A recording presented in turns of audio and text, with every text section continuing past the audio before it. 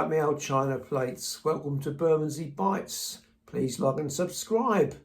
But before you do that, how are you doing? And thank you to the many people who are liking and subscribing. As I keep saying, it doesn't go amiss. And next week, we're going to have the first of the new features on the channel. And I'm not going to tell you what it is.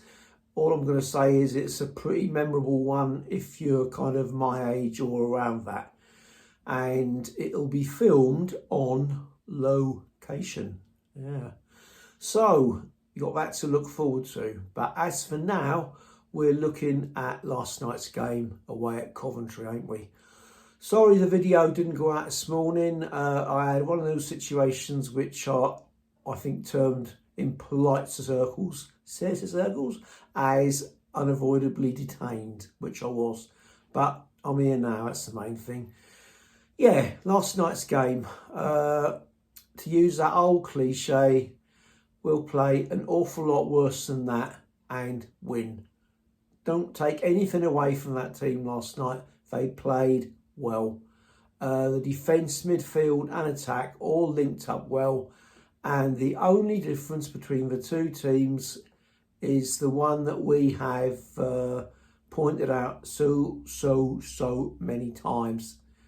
The final third, the finishing. They had it in Ellis Sims and Hadji Wright, and we didn't have it. We had it in the big garlic and herb, but you know what I'm coming to now. We start with Macaulay Langstaff, and we might as well tie one hand behind our backs because he just ain't going to cut it at this level. He is a third level striker.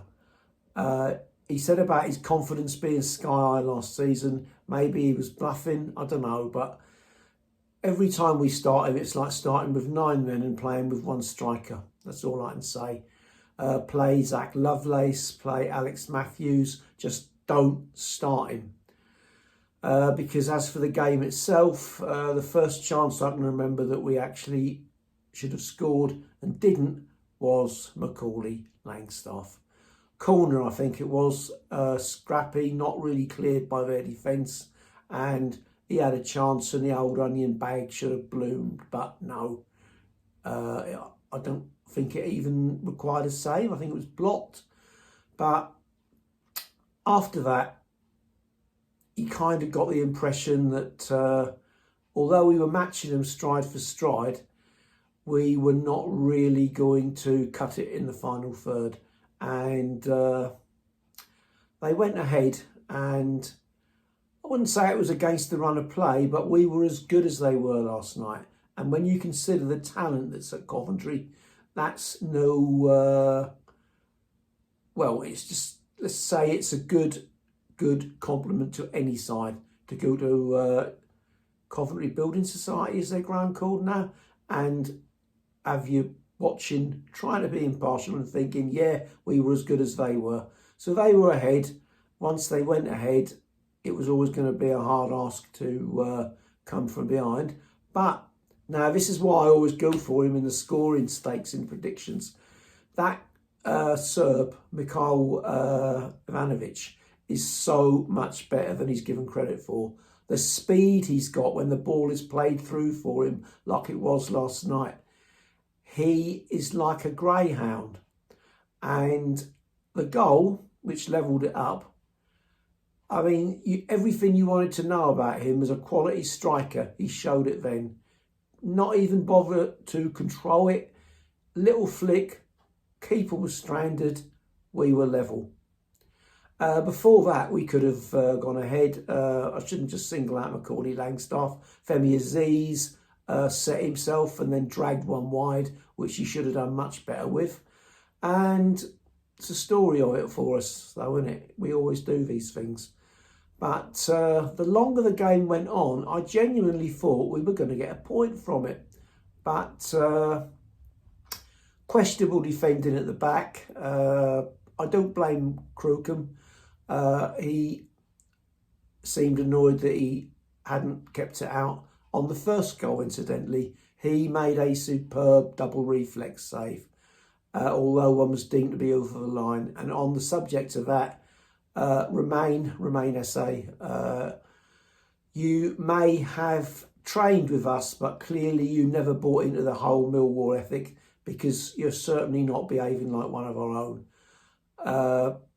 The sneers and the pokes that you're getting at us, you did one at at Palace after the Cup. You did another one again last night, taunting the fans.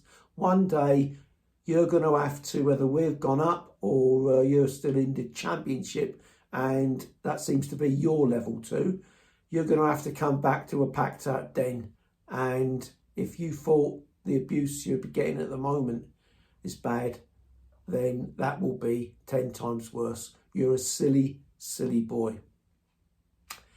Anyway, so moving on to the predictions, there's nothing really I can add. We all went for the win. That's the one golden rule. You don't say we're going to lose. Oh, all right, you can occasionally. But last night we all went for the win, didn't we?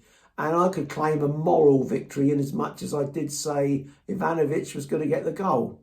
But I didn't say we were going to lose. So, yeah, it's still Manchester Lioness who's up there at the top. But Saturday, oh yes, our friends, the Anoraks, the most thin-skinned supporters in the land. And quite why I thought Sheffield United were our opponents this weekend rather. Sorry, I had a bit of a morning of it. I don't know, but I think maybe I took a quick glance and saw the badge, and from a distance, the two look pretty similar. But that is a pathetic excuse on my part, because I remember way back getting the WhatsApp a message saying about the South London derby that's coming up. And it wouldn't be a South London derby with Palace again, would it? We'll wait until next season for that one, along with West Ham. Unless we go up. Anyway, that's enough from me. Been rattling on long enough. Hope you enjoyed it. Come on, you Lions. Let's do it. End it in Frankenstein style. Right. Performance last night. Good. Big garlic and herb. Good. Macaulay Langstaff. Bad. I'm off to get me medication. Come on, you Lions. Baked potato.